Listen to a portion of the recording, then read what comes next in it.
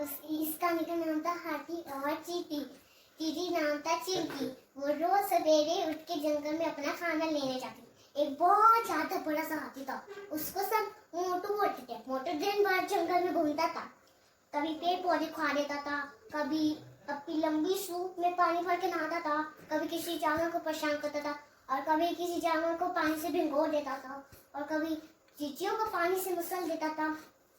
इससे सभी जानवर से बहुत परेशान हैं, और एक हाथी भी। फिर चिंकी आई मोटू से मिलने। फिर चिंकी कहे, तुम कभी पेड़ पौधे खाते हो, तुम कभी किसी जानवर को परेशान करते हो, ये नहीं करना चाहिए, तुमको ये नहीं करना चाहिए था। ए चींटी, इतनी छोटी मैं नहीं समझने वाला हूँ, तुम इतनी मुझे समझाओगी।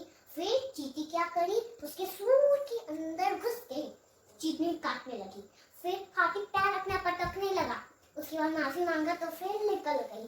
उसके बाद इस कहानी से हमको क्या सीखने थे कि किसी को छोटा नहीं समझना चाहिए, किसी को परेशान नहीं करना चाहिए। हेलो एवरीवन, आज मैं आपको एक स्टोरी सुनाने वाला हूँ। उसका नाम है हाथी और चींटी। एक छोटी सी चींटी थी, उसका नाम था चिंकी। चिंकी रोज सवेरे अपना खाना ढूंढने के लिए जंगल में जाती।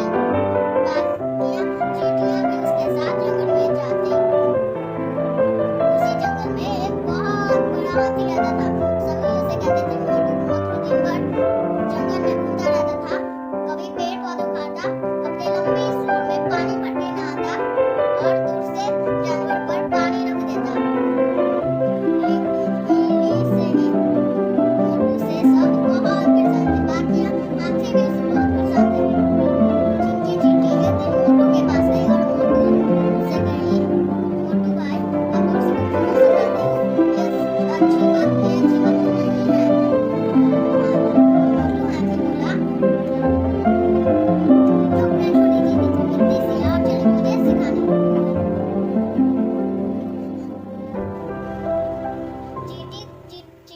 चींटी कही, मैं शेर जी को कह दूंगी।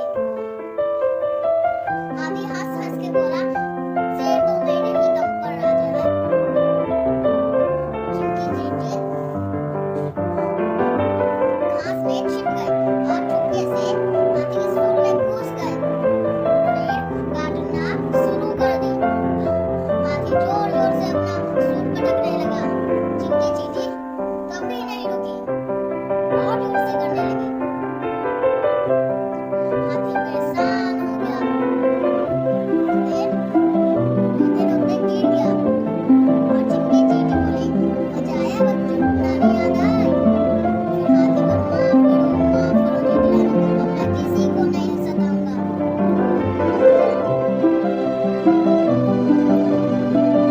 चिंकी चींटी को समझ में आ गया। हाथी को आ गए और माफी मांग के मोटू हाथी अपने घर चला गया और चिंकी चींटी भी चली गई। इससे कहानी से यह शिक्षा हम लोग को मिलती है, किसी को छोटा नहीं समझना चाहिए और किसी को परेशान नहीं करना चाहिए। मैं कहानी सुनाने जा रहा हूँ हाथी और चींटी की। एक छोटी सी चींटी थी, उसका नाम था चिंकी। रोज सुबह उठती थी और अपना खाना ढूंढने जंगलों में जाती थी, और बाकी चींटियां भी उसके साथ जाती थी। वहाँ पे एक बहुत बड़ा हाथी रहता था, उससे सभी लोग मोटू कहते थे। मोटू दिन भर जंगल में घूमता रहता था और कभी कभी उसको परेशान कर देता था, और कभी कभी अपने लंबी सूंड से पानी भरकर नहाता था, और कभी कभी दूसरों को भी भिगो देता था।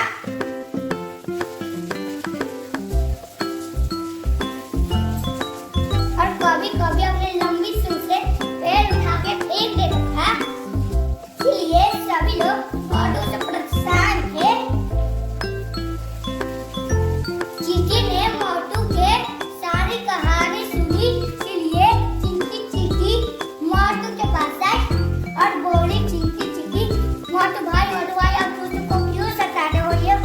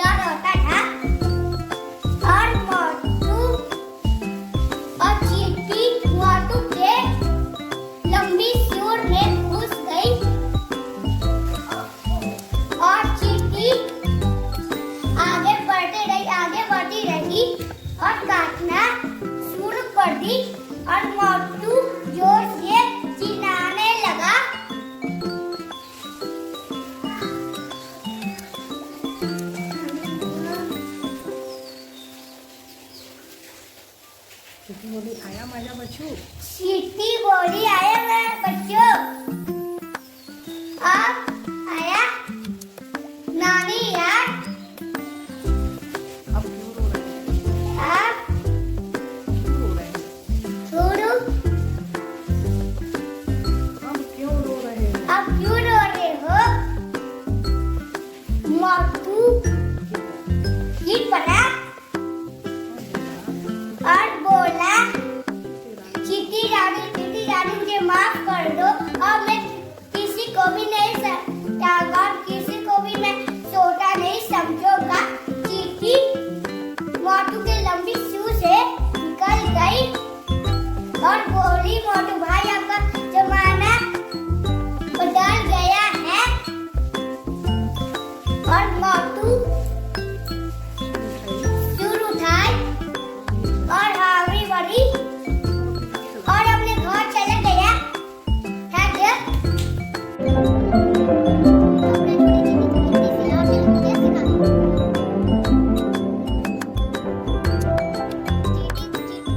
चीटी कहिए मैं शेर जी को कह दूंगी। आधी हंस हंस के बोला शेर तो मेरे ही दम पर राजा है।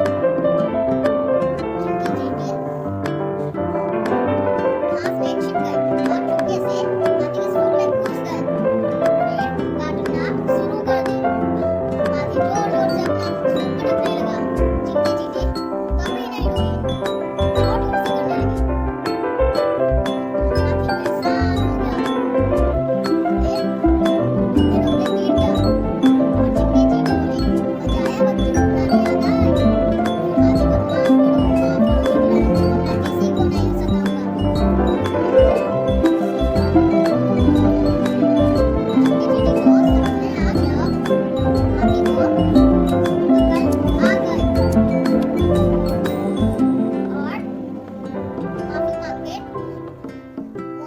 हाथी अपने घर चला गया और चीटी भी चली गई।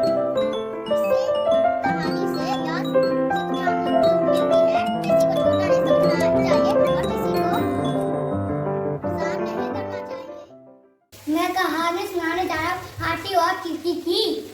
एक छोटी सी चीटी थी, उसका नाम था चिंकी। वो सुबह उठती थी और अपना खाना ढूंढने जंगलों में जाती थी और बाकी चीटियां भी उसके साथ जाती थी।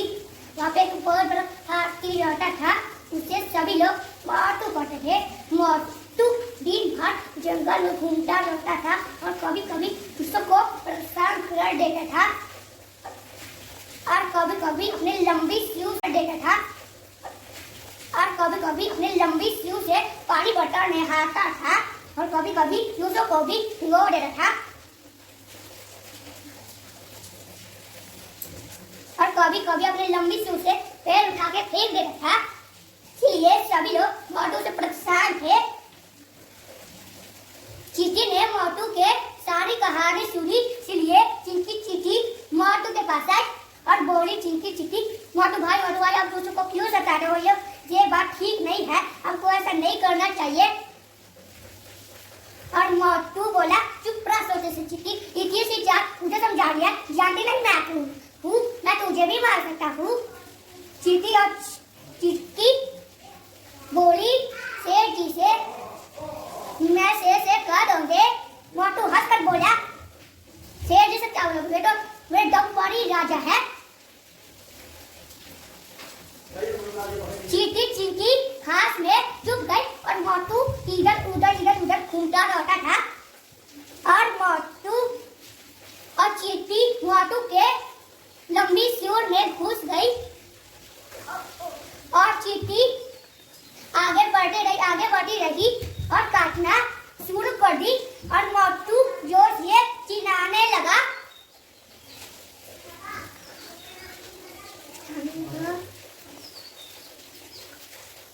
चीटी बोली आया माझा बच्चू। चीटी बोली आया मेरा बच्चों। अब आया नानी यार। अब क्यों रो रहे हैं? और चीटी मोटू के लंबी सूंड में घुस गई और चीटी आगे बढ़ती रही और काटना शुरू कर दी और मोटू जोर से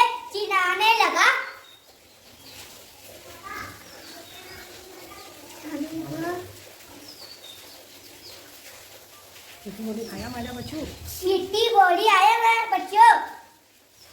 अब आया नानी यार। आप क्यों रो रहे हैं? अब क्यों रो रहे हैं? छोड़ो। अब क्यों रो रहे हो? अब क्यों रो रहे हो?